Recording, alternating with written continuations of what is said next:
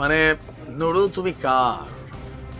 বরাবরই বিতর্কিত ভিপি নুর ছোটবেলায় ছাত্রলীগ করতো প্রাইমারি স্কুলে থাকতে, তারপর আস্তে আস্তে ছাত্রলীগকে ছাইড়া দিয়া গণ অধিকার পরিষদ, তারপর আওয়ামী লীগের এক ধরনের দয়ায় ভিপি নুর ভিপি হয়েছে, এটা কিন্তু বাস্তব। এবং আমি তখন বরাবরই বলতাম যে ভিপি নুর আসলে কোন দলের, মানে তিনি কি আওয়ামী লীগের এজেন্ট হিসেবে কাজ করেন, নয়তো দিন রাত শেখ হাসিনা নিয়ে যা বলতো ভাই, পুলিশ নিয়ে যেভাবে ওপেন কথা বলতো, কিন্তু একটা ফুলের টোকা ঠিক মতো পরে নাই, এমনি নিজে নিজে বা একটা কেউ ধাক্কা দিলে ব্যান্ডিস ট্যান্ডিস করতেন। অনেকে বলেন যে কেউ যদি মারে কেমন মারে, ফারুকরে যে মার দিছে এই সাধারণ জনগণ না ছাত্র জনতা, এই অবস্থা ফারুকের, আর ছাত্রলীগ দিলে কি হইতো নুরুরে বুঝছেন। কেন হঠাৎ করে নুরু কেন আবার আলোচনায়? জাতীয় নাগরিক পার্টি বলছে নুরু একটা ডাহা মিথ্যাবাদী। কেন? নুরুর শিষ্যরাই যখন নুরুকে টপকাইয়া আগামী দিনে প্রধানমন্ত্রী পদের দিকে চলে যাচ্ছে, বিষয়টা রাজনৈতিকভাবে নুরুর হজম হচ্ছে না অনেকে মনে করছেন। ঘটনার প্রেক্ষাপট দেখেন, নতুন রাজনৈতিক দল জাতীয় নাগরিক পার্টি, এখানে গণ অধিকার পরিষদে বেশ কয়েকজন যুবক তারা জয়েন করেছেন, প্রায় 20 জন।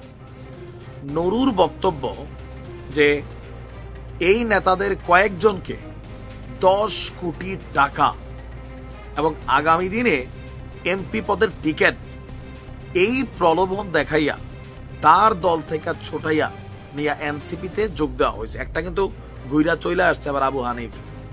হ্যাঁ, তবে এই যে বক্তব্য নুরু দিছে সেটা নিয়ে আপনার এনসিপির যিনি জ্যেষ্ঠ যুগ্ম আহ্বায়ক আছেন সামান্তা শারমিন, তিনি বলছেন যে এই অভিযোগ সর্বৈব মিথ্যা, মানে বাংলা কথায় ডাহা মিথ্যা কথা।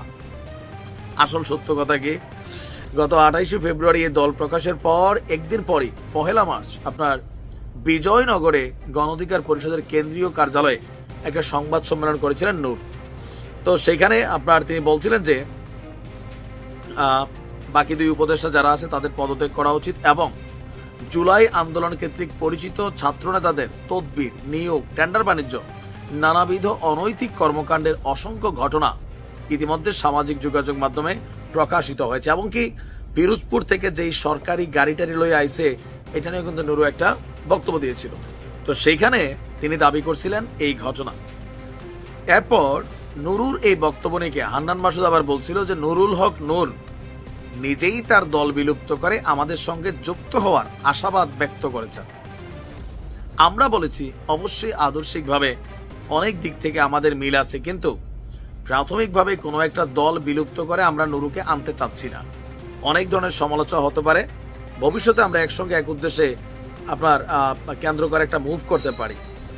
তো নুরু আবার বলছিলেন যে তিনি এনসিপিতে যোগ দিতে চাননি, বরং এনসিপি নেতাদের, এনসিপি যারা আছে তাদেরকে তিনি তার দলে ডাকছিলেন। খোঁজ দিয়ে জানা গেছে 20 জন এনসিপিতে যোগ দিয়েছেন, আর গুরুত্বপূর্ণ পদে গণ অধিকার পরিষদে ছিল এমন নেতারাও সেখানে গিয়েছেন।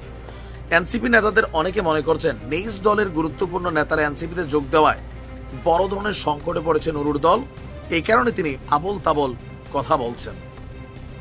ও শেখ হাসিনার বেলায় বললে এগুলো সঠিক, যে আওয়ামী লীগ তারে 20 টাকা দিছে, গোয়েন্দা সংস্থা ফোন দিছিল, তারপর নুরু পথ ছাড়া নাই, তখন সবাই বলছে নুরু ভাই আগাই যাও, আমরা আছি তোমার পিছে।